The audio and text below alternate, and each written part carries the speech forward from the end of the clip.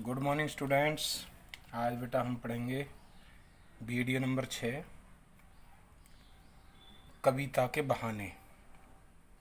जो कुंवर नारायण कवि हैं उन्होंने इसको लिखा है। यह कविता भी हमें कहीं ना कहीं कोई शिक्षा हमें प्रदान करेगी। इसे ध्यानपूर्वक पढ़ना है। इसमें भी लगभग 3 या 4 पद हैं, 3 पद हैं लगभग।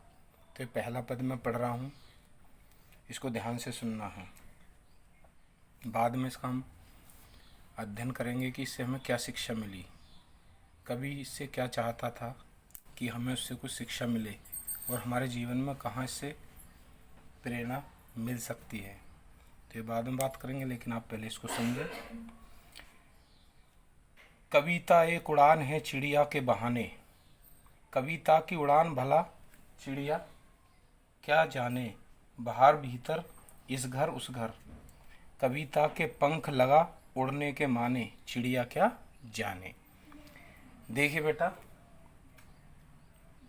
इस कविता में हम आपको ये बताएंगे कि जो कवि है उसकी जो कल्पना है, जो उसने सोचकर कविता लिखी है, हो सकता है उस पर हम ना पहुंच पाएं, क्योंकि जो कवि कविता लिखता है उससे वो कोई सीख देना चाहता है या वो अपने कुछ समाज में परिवर्तन चाहता है। उस कविता के माध्यम से व्यक्ति उसको पढ़े और उसके जो अंदर छुपे हुए उसकी सोच है कवि की, उस तक हम पहुंच पाएं। क्योंकि जब हम कोई कविता पढ़ते हैं तो हम सीधा सीधा उसका अर्थ देख लेते हैं, परीक्षा में ऐसे ही लिखकर चले आते हैं। लेकिन केवल कविता का ये तात्पर्य नहीं है कि हमने उसको पढ़ा और उसका अर्थ लिखा और हम पास हुए, अच्छे अंकों से लेकर चले आए। लेकिन हमने उससे क्या सीख ली कविता से, वो हमें सोचना बहुत ज़रूरी है। उसकी सोच तक हमें पहुंचना ज़रूरी है और उसे अपने जीवन में उतारना भी अति आवश्यक है। अब देखिए, यहाँ पर कहा है कविता एक उड़ान है चिड़िया के बहाने। देखिए, जिस प्रकार से चिड़िया आसमान में उड़ती है और एक छोर से दूसरे छोर कहीं भी वो जा सकती है, लेकिन उसका एक सीमित स्थान है। लेकिन जो कविता है, ये लिख रहा कविता की उड़ान भला चिड़िया क्या जाने, लेकिन कवि की जो कविता है उसकी जो उड़ान है वो पृथ्वी के एक छोर से दूसरे छोर पहुंच सकती है और पहुंचती है। जबकि चिड़िया एक छोर से दूसरे छोर नहीं पहुंच पाएगी, उसका एक सीमित क्षेत्र है जहां तक वो सकती है, दौड़ेगी, उड़ेगी।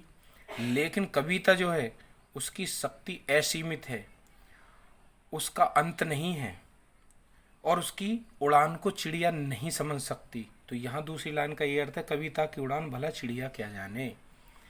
चिड़िया जो है कविता की उड़ान को कभी नहीं जान सकती। बाहर भीतर इस घर उस घर, देखिए चिड़िया है उसका एक सीमित स्थान है, बाहर घर इधर उधर चली जाएगी। जैसे एक बच्चा होता है ना छोटा, वो अपने घर में खेल सकता है, आसपास के घरों में जा सकता है, घूम सकता है। तो देखिए यहाँ पर कविता की तुलना एक तो चिड़िया से की है, दूसरा बच्चे से की है। लेकिन जो कविता है उसको बच्चे की तरह है, इस घर उस घर भी जाएगी, लेकिन वो घर से बाहर भी असीमित क्षेत्र है उसका। लेकिन बच्चे का एक सीमित क्षेत्र है कि वो अपने घर में जा सकता है, आसपास 2-4 घरों में जा सकता है। परंतु लेकिन कविता जो है वो घर में भी होगी, इस घर उस घर भी होगी और वो उससे बाहर भी जाएगी, प्रत्येक क्षेत्र में जाएगी। अब आगे देखिए, कविता के पंख लगा उड़ने के माने, चिड़िया क्या जाने। कविता के पंख लगा उड़ने के माने, यानी कविता जो है वो पंख लगा के उड़ने के माने, यानी तो पंख लगा कर चिड़िया उड़ती है, चली जाती है, लेकिन कविता के पंख दिखाई नहीं देते और उसका क्षेत्र असीमित है। वो कहीं भी, उसका उड़ने का मतलब ये नहीं वो चिड़िया की तरह उड़ेगी। उसका उड़ने का मतलब है कि उसको जितने लोग पढ़ेंगे, उसका जितना प्रभाव समाज पर दिखाई देगा, तो समझ लो वो उसकी उड़ान होगी। जैसे चिड़िया की उड़ान होती है, वैसे ही कविता को जितने ज़्यादा लोग पढ़ेंगे, जितने ज़्यादा पढ़ेंगे उसकी वो उड़ान होगी। पढ़ेंगे कब? जब कविता में कुछ जान होगी, कुछ शिक्षा मिल रही होगी, सीख मिल रही होगी, इसलिए लोग उसको ज़्यादा पढ़ेंगे। ज़्यादा पढ़ेंगे तो समाज में परिवर्तन भी देखने को मिलेगा। वो ज़्यादा क्यों पढ़ी जा रही है कविता?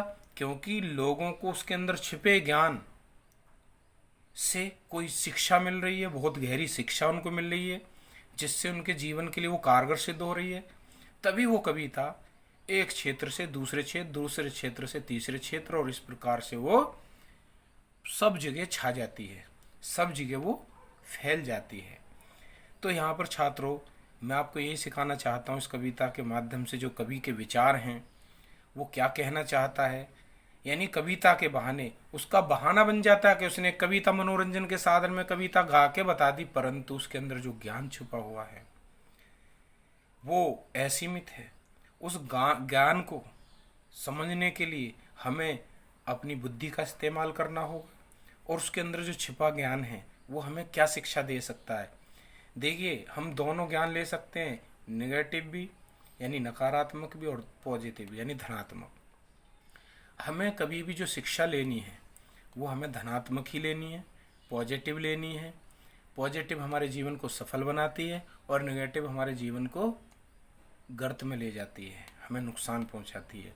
इसलिए जब हम कोई कविता पढ़ते हैं, उसके अर्थ पर अध्ययन करते हैं, तो उससे हमें कोई ना कोई ज्ञान मिलता है, और वो हमें ज्ञान लेना चाहिए। तो बेटा, आज मैंने आपको पहला पद पढ़ा है, इसके बाकी जो पद हैं हम अगले वीडियो में पढ़ेंगे। वीडियो नंबर 7 आएगा, उसमें फिर आगे मैं उसको पढ़ाऊँगा। ध्यान से पढ़ते चलना है, समझते चलना है। ठीक है छात्रों, आगे फिर मिलते हैं हम। आपने वीडियो को ध्यान से सुना, आपका बहुत बहुत धन्यवाद। ठीक है छात्रों, धन्यवाद।